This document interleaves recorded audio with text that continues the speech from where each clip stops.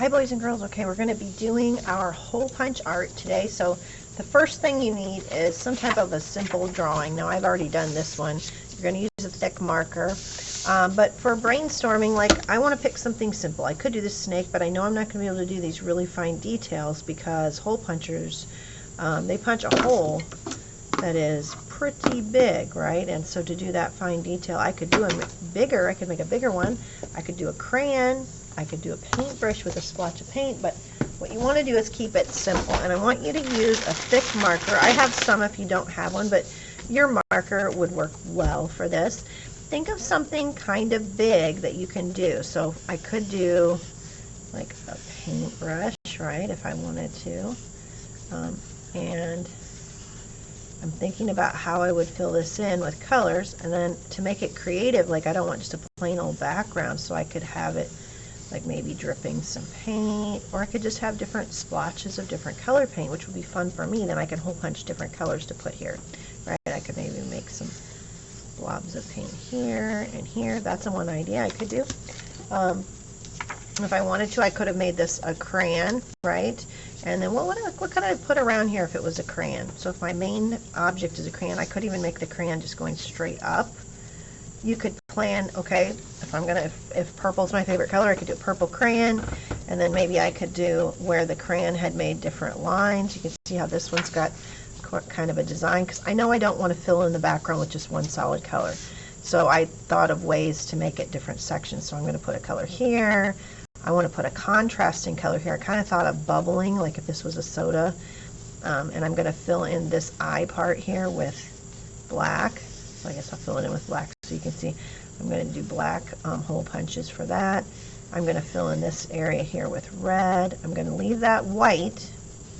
And then I have to think about what color do I want the cup to be. Okay? The straw, what color do I want the straw to be? And actually I might make the end of the straw different than the rest of the straw. Okay? Alright, once you have that done, then you're going to select your color. So you'll have at your table a bin of colored paper. There'll be some magazines, because remember, you can use anything in here. Ooh, if I like this color, I could just take that page out. And I do kind of like that color, so I'm going to use this as one of my colors. There are a couple of different hole punchers. They both work. I don't have the ones that have that nice secret compartment that saves the punches for you. I'm going to try to get some of those, but I don't have any right now. So the way these work is you don't want to put your paper in here between the punch itself. You want to put it, see this little tongue-like thing of metal? You want to put it between the metal piece and the outside, and that way it'll keep your paper from getting stuck, okay? And I know I don't want black. I'm going to go over here to the light blue, and I'm just going to punch a bunch of holes real quick. Okay.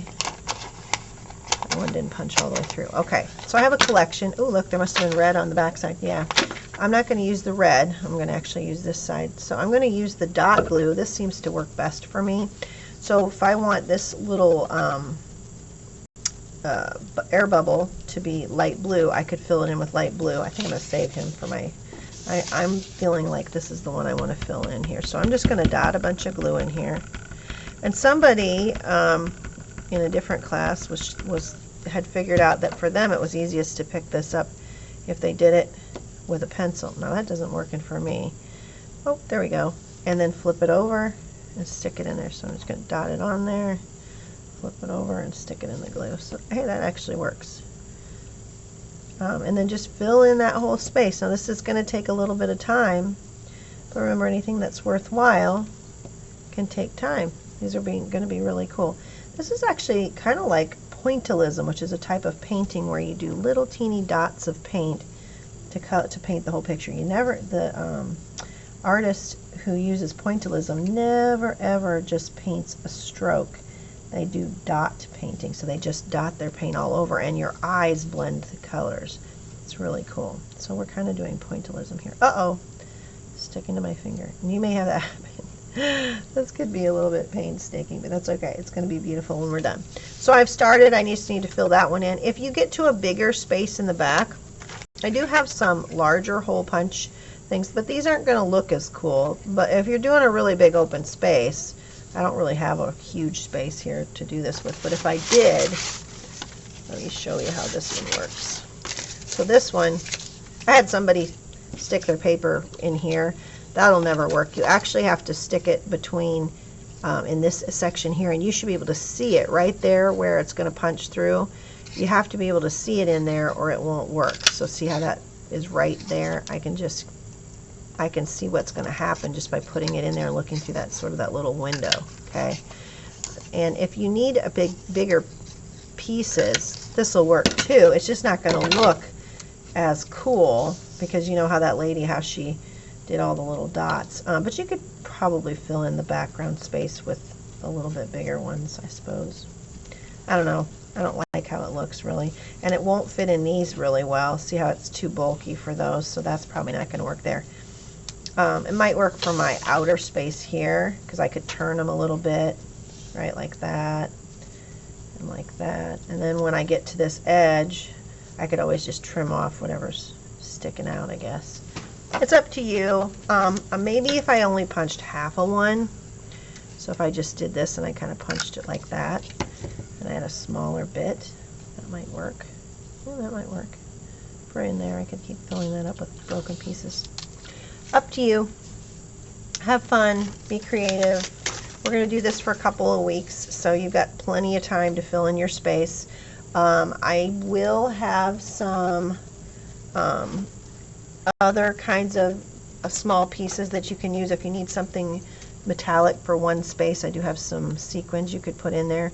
You'll have to use this glue for the sequins because just a little dot with this, it'll just pop right off. But I would say limit yourself on the sequins to just a small area. So for mine, like the handle of the paintbrush, that's usually a metal piece, so I could probably use some of the gold or silver ones for there. But I wouldn't want to do the whole paper in that. It would be like way too busy. Okay? All right, have fun. Be creative.